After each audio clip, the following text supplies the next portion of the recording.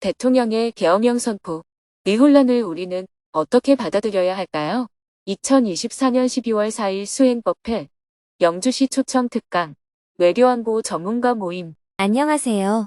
오늘은 수행법회 생방송을 하고 영주시 초청으로 직문직설 강연을 하기로 한 날입니다. 스님은 새벽 수행과 명상을 마친 후 JTS 박진아 대표님과 회의를 했습니다. 향후 로힝야 난민 캠프와 미얀마 지원 사업을 어떻게 할 것인지, 시리아, 파키스탄 등 지금 진행 중인 해외 구호 사업에 대해 의논을 했습니다. 오전 10시에는 정토회관 방송실에서 수행법회 생방송을 했습니다. 정토회 회원들이 모두 화상회의 방에 입장하여 3배의 예로 스님에게 법문을 청했습니다. 어젯밤 대통령이 비상계엄령을 선포하였고 이에 대응하여 국회는 계엄 해제 요구안을 가결하였습니다. 이후 계엄군이 국회에서 철수하고 대통령이 계엄 해제 요구안을 수용하여 일단 사태가 수습되기는 했지만 밤새 일촉즉발의 상황이 전개되면서 나라 전체가 혼란에 빠졌습니다. 이에 대해 스님이 웃으며 인사말을 했습니다. 밤새 잠을 못 잤지요?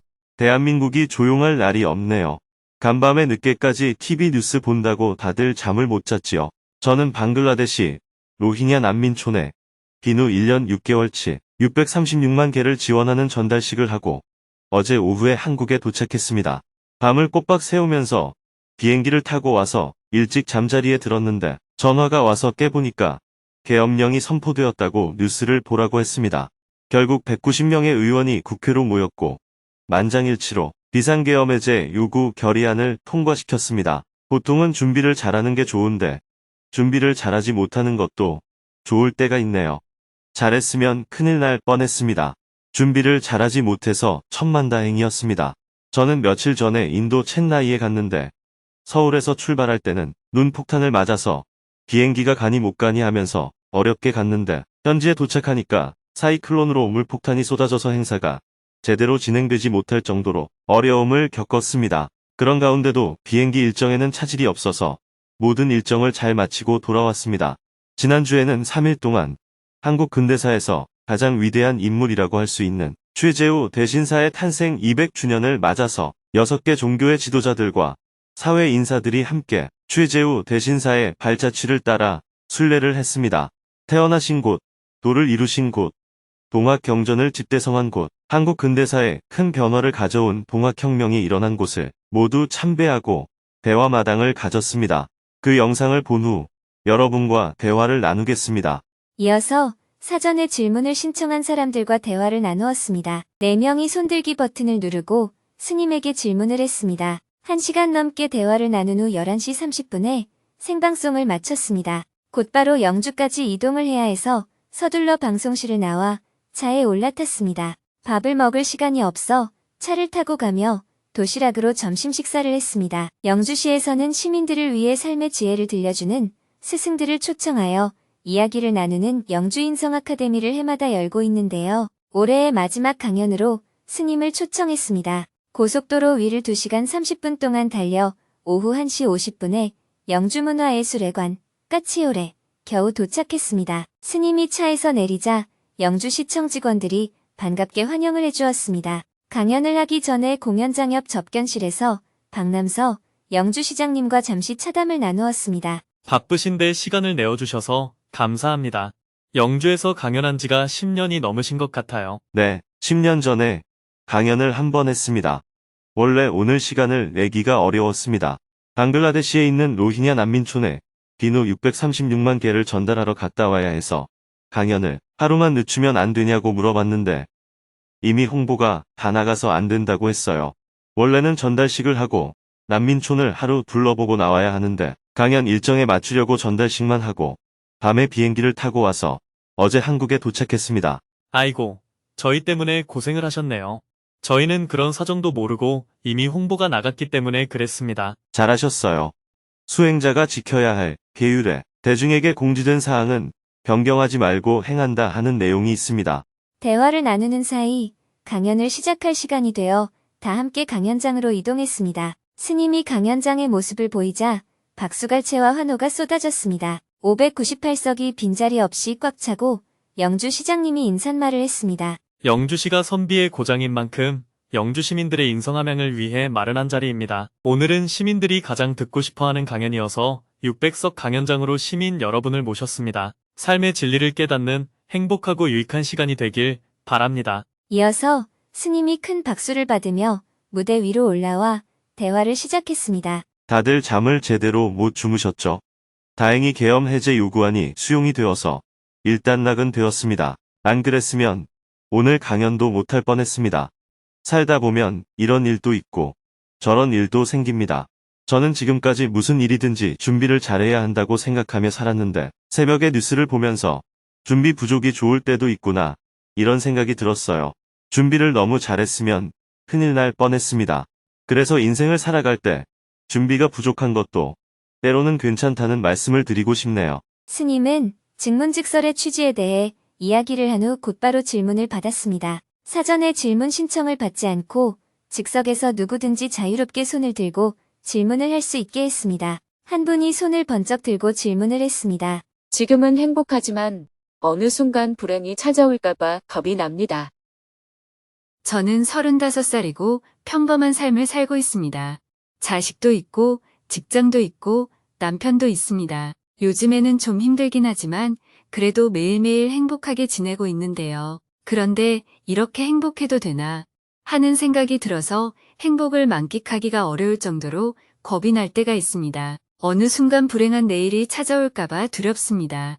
이럴 때는 어떻게 하면 될까요? 이렇게 행복해도 되는지 물었잖아요. 이렇게 행복해도 됩니다. 그런데 겁이 납니다. 드라마를 보면 너무 행복한데 갑자기 병에 걸리거나 사고가 생길 때가 있잖아요. 그럼 제가 물어볼게요.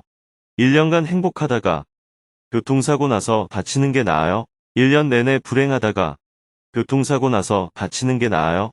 별일 아니었네요. 감사합니다. 질문자는 스님의 한마디만 듣고 곧바로 환한 표정으로 바뀌었습니다. 스님이 다시 말을 이었습니다. 별일 아니라고 아는 게 최고로 좋은 깨달음이에요. 인생을 살다 보면 교통사고가 날 수도 있고 몸이 아플 수도 있어요. 하나밖에 없는 아이가 공부를 잘할 것 같았는데 막상 학교에 보내보니 공부를 못할 수도 있듯이 인생살이가 대부분 내가 원하는 대로 되지 않습니다. 이런 일도 생기고 저런 일도 생기는 것이 우리들의 인생입니다. 행복한 가운데 그런 일이 생기는 게 나으냐, 불행한 가운데 그런 일이 생기는 게 나으냐는 겁니다. 질문자는 어떻게 생각해요? 행복한 가운데 그런 일이 생기는 게 낫죠. 그러니 너무 걱정할 필요가 없습니다. 만약 걱정을 안 하려고 해도 걱정이 된다면 정신과에 가봐야 합니다. 정신과에 가면 보통 그런 증상에 대해 불안증이라고 진단을 합니다. 항상 무슨 일이 일어날 것 같은 두려움이 늘 있는 증상입니다. 집 밖에 나가면 혹시 가스를 켜놓고 나왔나? 집에 불이 나지는 않을까 하면서 불안해하거나 아이가 어디 가면 혹시 사고가 나지 않을까 하고 걱정이 되면 이걸 불안증이라 합니다. 불안증은 신경이 약간 들떠서 생기는 증상입니다. 그래서 마음이 조마조마해집니다. 정신과에 한번 가보라는 말이 너 미쳤다 이런 얘기가 아니에요. 감기에 걸리면 옛날에는 일주일 정도 쉬면 나았는데 요즘은 병원에 가서 주사 맞고 약 먹으면 더 빨리 낫잖아요.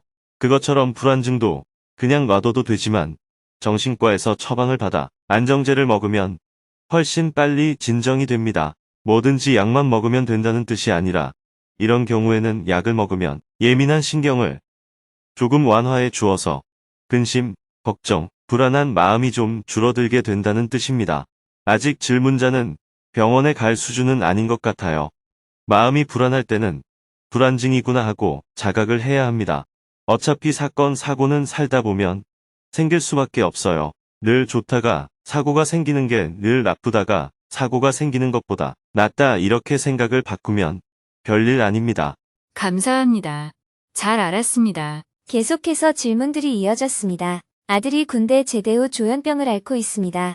너무 마음이 아프고 눈물이 나는데 제가 아들을 도와줄 수 있는 방법이 있을까요? 아들이 성격이 급하고 미래에 대해 불안해하는데 어릴 때 충분히 잘 돌봐주지 못한 게 원인인 것 같습니다. 늦었지만 아이를 어떻게 대해야 할까요? 요즘 사는 게 힘든데 전생이 정말 있는 것인지 궁금합니다. 인생은 선택의 연속이라고 하는데 좋은 선택을 하려면 어떻게 해야 하나요? 아버지가 82살에 어머니와 이혼을 했습니다. 56살 된 남동생과 결혼한 올케는 혼자 사는 아버지를 소홀하게 대해서 마음이 아픕니다. 의지했던 언니가 젊은 나이에 죽었습니다. 지인들이 언니의 자식들을 제가 돌봐주길 부탁하는데 어떻게 하면 좋을까요? 초등학교 1학년 아이에게 짜증과 화를 많이 냅니다. 어떻게 하면 화를 다스릴 수 있을까요? 질문자들이 스님의 말귀를 금방 알아들었습니다. 스님이 웃으며 말했습니다. 영주 시민들은 머리가 굉장히 좋네요. 알아듣기 쉬운 얘기가 아닌데 금방 알아듣네요. 여러 질문들이 이어지는 가운데 어제 밤새도록 대한민국을 혼란에 빠뜨린 대통령의 계엄령 선포에 대한 질문이 나왔습니다. 대통령의 계엄령 선포. 이 혼란을 우리는 어떻게 받아들여야 할까요? 어젯밤 대통령이 계엄령을 선포하고 대한민국의 헌정 질서가 대혼란에 빠졌습니다. 중학교 1학년 아들이랑 늦게까지 잠을 못 자고 같이 뉴스를 봤습니다. 아들이 평소에도 우리나라의 미래에 대해서 암울하고 비관적으로 얘기를 많이 하는데 뉴스를 보면서도 계속 걱정스러운 얘기를 했습니다. 제 주변에는 대부분 여당이나 야당 둘 중에 하나를 지지하는 사람들입니다. 양쪽 다 너무 극단적으로 나는 옳고 상대는 틀렸다고 주장합니다. 그런 그들을 보는 제 시각은 부정적입니다. 그렇다고 제가 세상을 어떻게 보는 게 올바르게 보는 것인지도 알지 못합니다. 그래서 스님께 질문드립니다. 이런 시국에서 저는 어떤 마음으로 세상을 바라봐야 할까요? 그리고 어떻게 행동하는 것이 좋을까요? 어른으로서 아이에게 어떤 태도를 보여주면 좋을까요? 대한민국은 대한민국 안에서 보면 내일 망할지도 모를 만큼 문제가 많은 나라입니다. 그런데 해외에 나가서 보면 오늘의 대한민국은 굉장히 발달된 나라입니다. 지금 동남아시아나 서남아시아에 가보면 대한민국을 매우 부러워합니다. 우리는 어릴 때 미국을 아메리카 드림이라고 하며 동경했습니다. 그래서 미국 한번 가보는 게 꿈이고 미국에 다녀온 사람들을 굉장하게 생각했습니다. 그것처럼 지금 동남아시아와 서남아시아에서는 옛날에 우리가 미국을 동경하듯이 한국을 동경하고 있습니다. 옛날에 우리가 영어를 할 줄 몰라도 외국인을 만나면 굿모닝, 땡큐 이런 말은 할 줄 알았던 것처럼 지금 동남아나 서남아에 어느 시골을 가서 누구를 만나도 안녕하세요, 감사합니다 하고 한국말로 인사를 합니다. 제가 부탄 산골 마을에 가봐도 주민들이 한국말로 인사를 합니다. 왜 그럴까요? 한국 드라마를 많이 보기 때문입니다. 전쟁통에 지진이 난 시리아에 학교를 짓는 일을 했는데 그곳에 사는 사람들도 안녕하세요, 감사합니다 하고 말하는 정도는 다 할 줄 알았어요. 이렇게 대한민국은 괜찮은 나라입니다. 그런 대한민국에서 계엄령을 선포했다는 건 국제적으로 창피한 일입니다. 여당과 야당의 잘잘못을 떠나 국가의 위상이 손상될 수 있는 행위입니다. 1979년에 박정희 대통령이 돌아가셨던 12.6 사건 때 전국적으로 계엄령이 선포되었습니다. 이후 5.18 광주 민주화 운동 때에도 광주 지역을 중심으로 한 계엄령이 있었는데 이로 인해 무고한 시민들의 많은 희생과 인권 탄압이 발생하며 평생 지울 수 없는 상처가 되었습니다. 그리고는 45년 동안 계엄령이 없었습니다. 그런데 이번 비상계엄령 선포는 민주주의가 발전하고 안정된 국가로 평가받아 온 대한민국의 위상을 떨어뜨린 부끄러운 일이라고 할 수 있습니다. 지금 일어나는 일들을 보면 여러 가지 국정 혼란이 있기는 하지만 그렇다고 계엄령을 선포할 정도는 아니라는 것에는 여러분도 동의하십니까? 네, 그래서 계엄령을 선포한 것은 너무 지나친 행위라고 많은 사람들이 비판을 하고 있는 겁니다. 물론 계엄령을 선포한 당사자는 여러 가지 문제 제기를 많이 받으니까 계엄령을 선포할 때라고 생각했을 수는 있습니다. 그러나 일반적으로 계엄령을 선포할 때는 아니라는 것이죠. 그나마 다행인 것은 다른 나라의 경우에는 계엄령을 선포하고 내전이 일어나서 난리잖아요. 미얀마도 2021년 2월에 군부에서 비상계엄령을 선포하고 지금까지 내전 중이고 태국도 군부 쿠데타로 난리가 난 상황입니다. 그런데 우리는 비상계엄령을 선포하고 해제하기까지 걸린 시간이 얼마예요? 6시간 만에 끝났잖아요. 이런 모습은 대한민국이 굉장한 나라라는 방증입니다. 시민들이 모두 크게 박수를 치며 공감했습니다. 다시 스님이 말을 이었습니다. 무엇이든 한 측면만 보면 안 됩니다.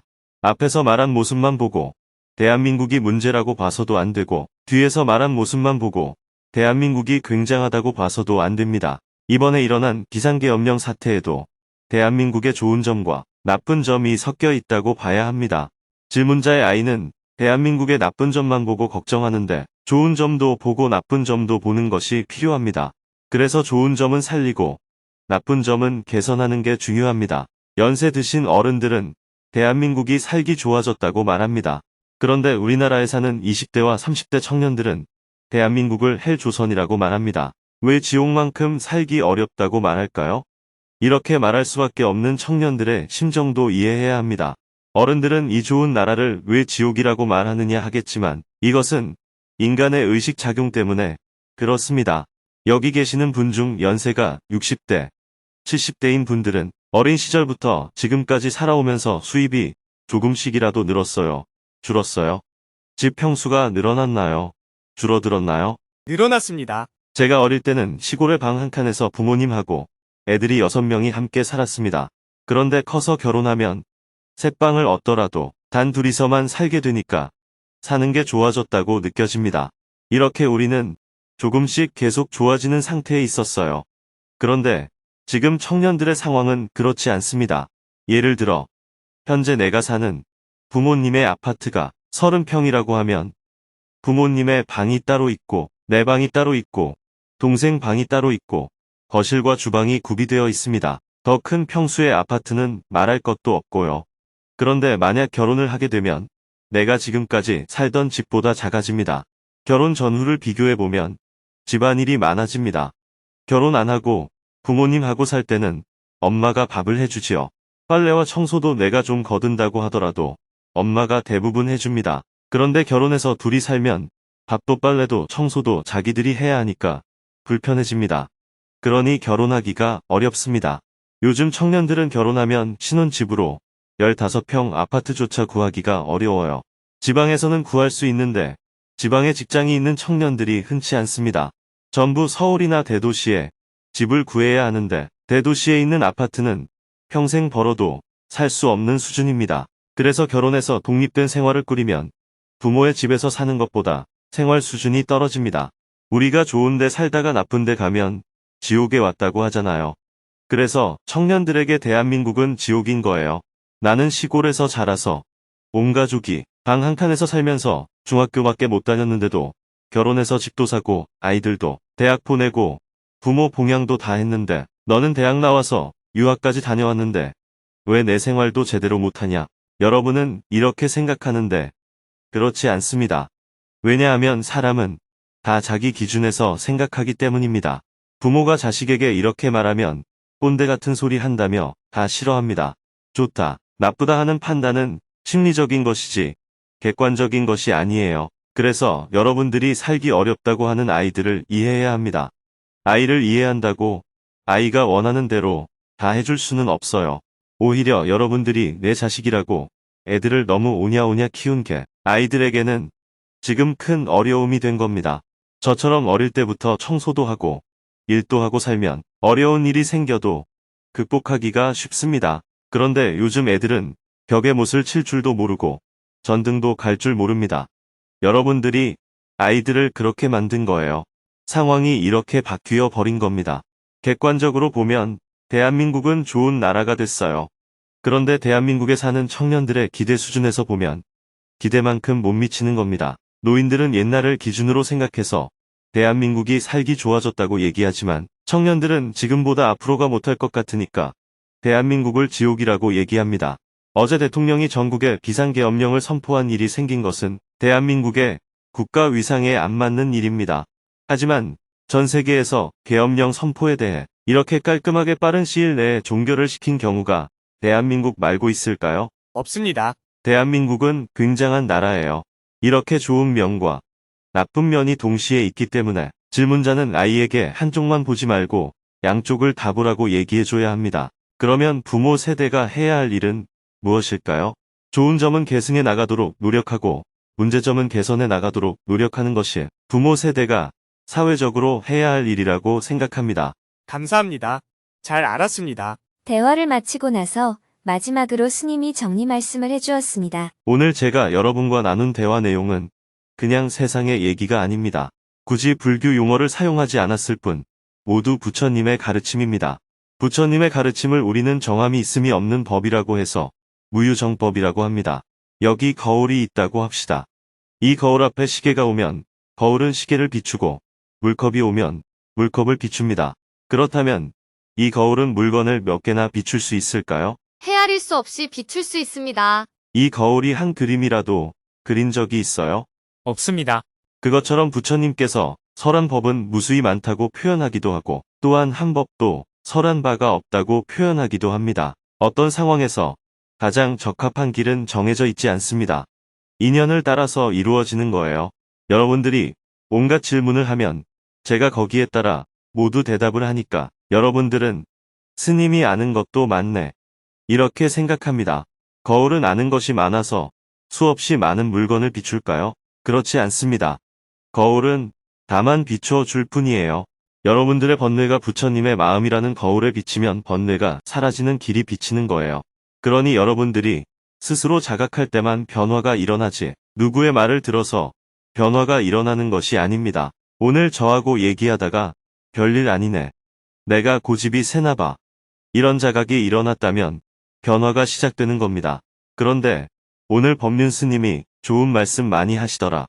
이러면 강연장 문을 열고 나가는 순간 다 잊어버리고 인생에 아무런 변화가 없습니다. 그래서 항상 자기를 살피는 힘이 있어야 해요. 자기를 살필 줄 알면 여러분 모두 괴로움이 없는 행복한 삶을 살 수 있습니다.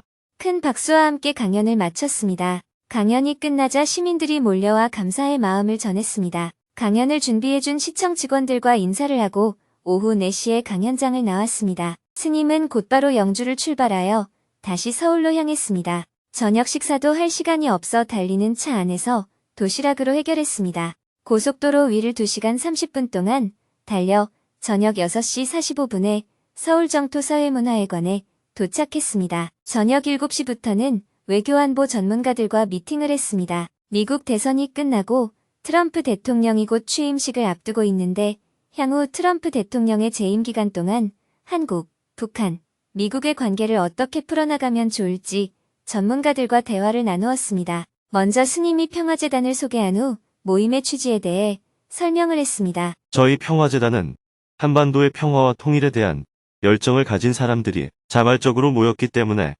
활동비를 개인에게 지급하지 않습니다.